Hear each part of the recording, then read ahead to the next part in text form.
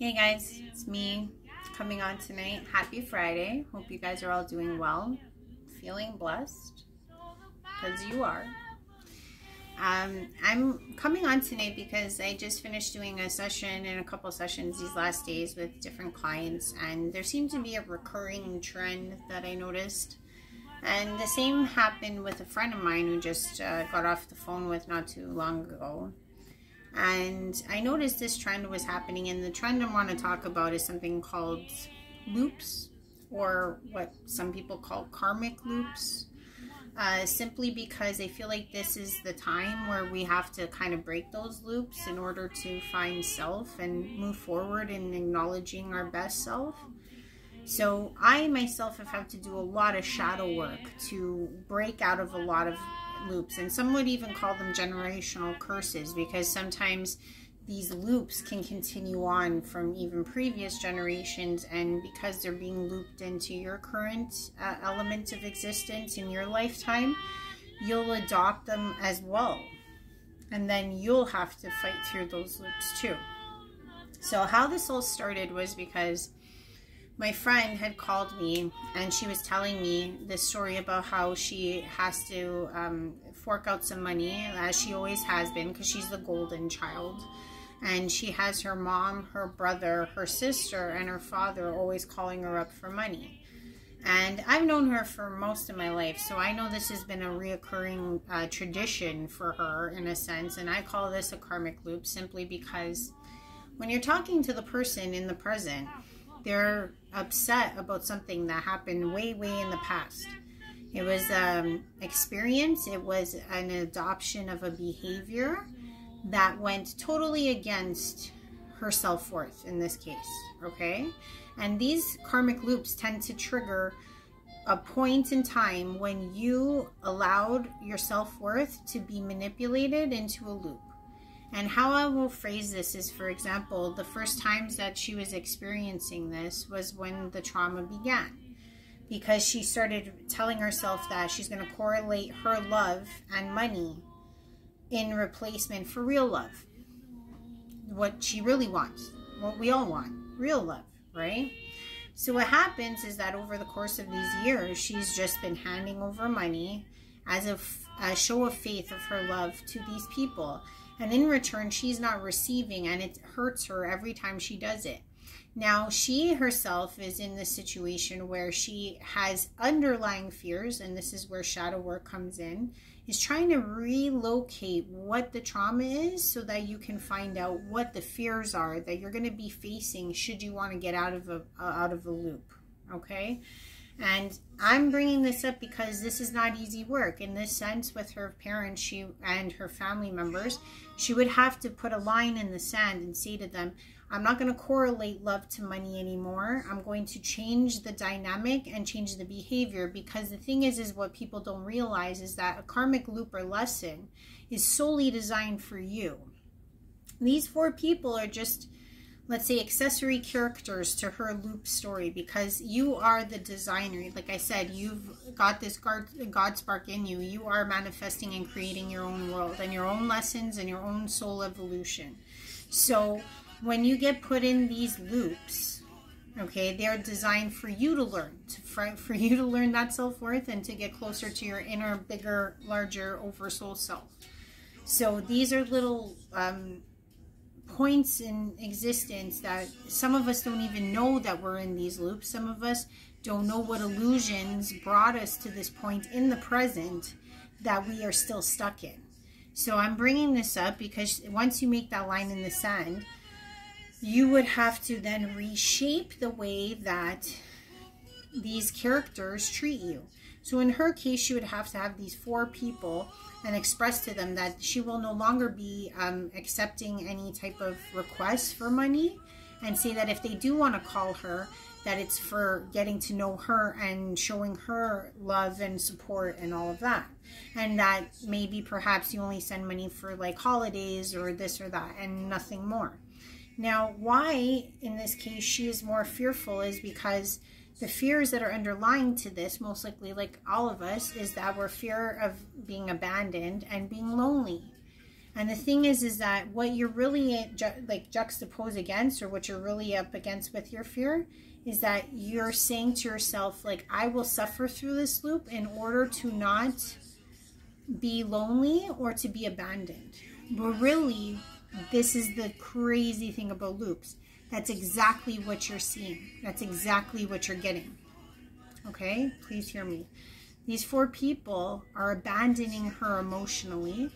They're abandoning her mentally. And the thing is that she is lonely because none of them show real care. So she still is lonely, even being the one used in the loop, if that makes any sense.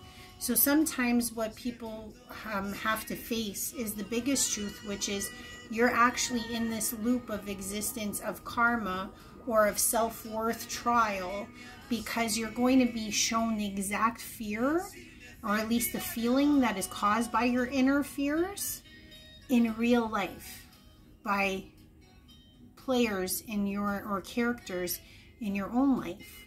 So how you sidestep that, as I said, is to change the narrative.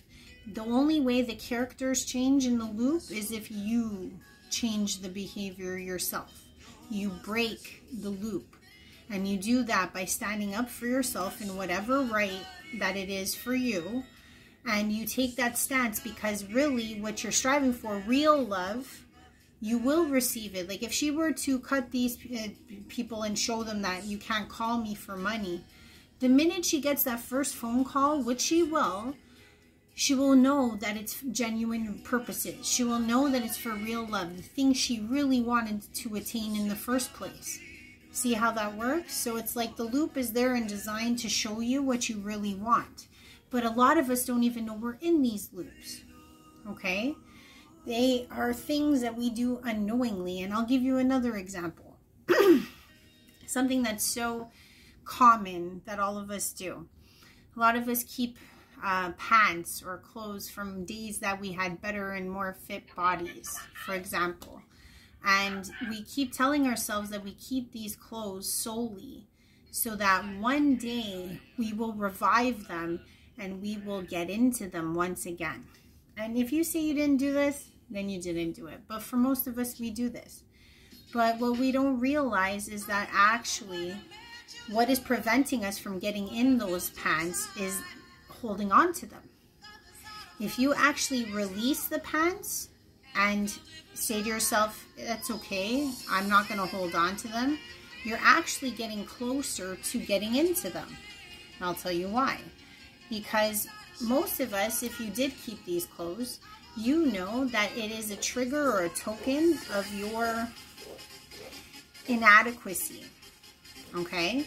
You feel inadequate in the state that you're in the present because of a past token or a past version of yourself that you're trying to bring to the future that no longer exists. If you did want a new version of that to exist, you have to get rid of the old. Those old genes need to go as a token of your past self that is no longer present. It's the illusion, right? And rid of them so that one day you may get back into those pants. Because if you hold that token, it's always going to bring you back to that past version of self that you can never possibly attain. It's actually false. You can never be a past self. You can only be a future self. So by bringing this into your present, you're saying to yourself, oh, I can't attain a new self. I'm still trying to get my old self back. So in that conundrum, you're always going to end up in a standstill until you're rid of the pants or the shirt or whatever the case may be and strive to get into it one day. Right? Hope that makes sense. So when I'm faced with these situations with either clients or friends or whatever the case may be, I always say this same type of parallel is like, sometimes these situations might feel like the hardest things to do. But what if I called you up and I started complaining about groceries that I bought last week that I no longer have? And I presently have a problem right now that I don't have any new groceries. If I say that scenario to you, you would probably look at me and be like, well, that's an easy problem to solve. Go buy some new groceries And I turn around and I say to you, oh no, I had groceries last week and now I'm in a problem because I don't have those groceries. I ate them. You might turn around and be like, yeah, so go buy some more. See how that works? The logic is very sound when I present a scenario like that, when there's no emotional value attached to it. The logic becomes the real place of understanding. Much like my friend, when she's complaining about having to fork out money, it's kind of like complaining about the groceries she no longer has. When you phrase it and put it as a parallel that way, you start to say to yourself, okay, in this case, she should put her line in the sand and or not go speaking to them and or end the relationships. And it becomes so much more literal. But because there's all this emotional attachment to it, it makes the idea of actually challenging it more askew. It actually challenges parts of yourself that you're not maybe ready to see. But when you are doing shadow work, if you can actually look at it as something as unimportant as groceries from that you bought last week, you start to see that the logic is the same. You cannot use something that is from your past that no longer exists in your present moment today, because that version does not exist presently. You can only work with what you have presently to determine how you want the behavior to change. So sometimes these karmic loops we're in are very challenging to get out of because they have this emotional weight and value to them. Secondarily, it happens at work, it happens with partners. Even if you're at work and you're someone who likes to work, let's say you feel like you're undervalued and you don't get to do all the things you want to do in the present position you're in. Maybe you're somebody that gets asked to come in early and leave late. Maybe you're somebody that gets asked to do tasks after the 9 to 5. You too could potentially be in a karmic loop even in the workplace and you don't know it. Because there came a point in time where you told yourself that your work or amount of work is not enough. You made that self-worth decision that you were going to trade parts of your self-worth for, again, some form of power or money. Okay? So the boss or the higher up above you that's assigning you all this work is now the character that's spinning around your karmic cycle. Because realistically and truly, there's no wrong in you asking for the right amount of time and the right amount of hours, any type of raises or any type of changes or success in your job. The only thing that stops you is you saying that you need to do this because that's what you gave up in a self-worth concept with your other subordinate character. So now you have to understand is that the lesson is on you to stand up. The lesson is on you to get over the certain fears that are going to occur if this is your situation, which might be losing the job or losing the status of being the best worker or the dependable worker. That is the illusion and story that you told yourself at the beginning when you made that shift of self-worth for money. And why I say money is because your boss is the one who's making it and you're not. So the thing is that you gave up some of your power, your self-worth to this subordinate character. Now, if that's your scenario, similarly like the groceries, every time you're faced with the same situation where you're being presented with doing more work for nothing, you keep getting into that same place like my friend was with the 4 people, saying to yourself, like, I want to be satisfied in my work life. I want to be paid in full for what I do. And I also want to be subject to raises and benefits. And that's the normal acclaim of any worker for doing the work that they do. You are not below this, yet at some point you told yourself, this is a you situation. This is what you told yourself. Not the boss, not anyone else. I bet you everyone at your work thinks you're dependable and a good worker. The only one that doesn't is you. So if you do not go and confront this behavior, this cyclical behavior that you keep getting over and over and over again, you can get stuck in these karmic loops even in the workplace for months, years, decades, whatever the case may be, as long as you stay there doing the same present behavior over and over again. That subordinate character is not going to change. That subordinate character is not going to grow. Much like my friend's situation, those 4 characters are not going to change and they're not going to grow. The whole point is that they're just going to follow and adopt the same cyclical behavior that you allowed. And if you're the one allowing it, we all know what Einstein said about doing the same thing over and over and over again. When does it become insanity?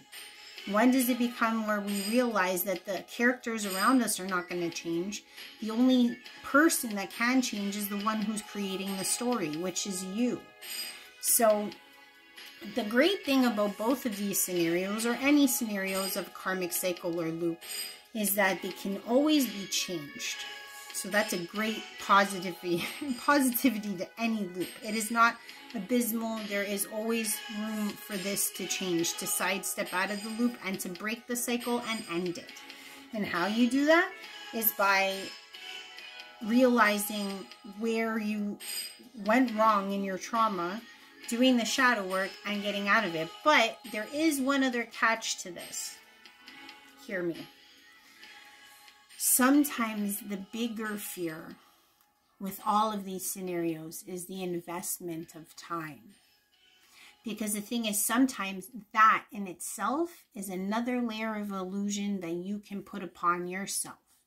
Is that you get angry with yourself for the amount of time you lost being in that older version of self, that it can even trip you up if you're trying to get out of the cycle. It might be the last thing you face. Whereas like you have to accept the amount of time you were in the cycle. Because if you don't, you're going to get mad at yourself that you were in it. And then you go right back in.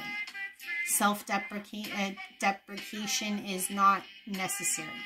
Because that's what's going to stunt you from reclaiming that self-worth.